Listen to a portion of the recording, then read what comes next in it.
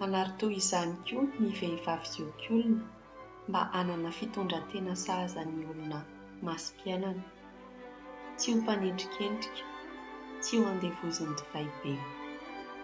Ireo vehivavy zokiolona dia tokony hanome anatra tsara.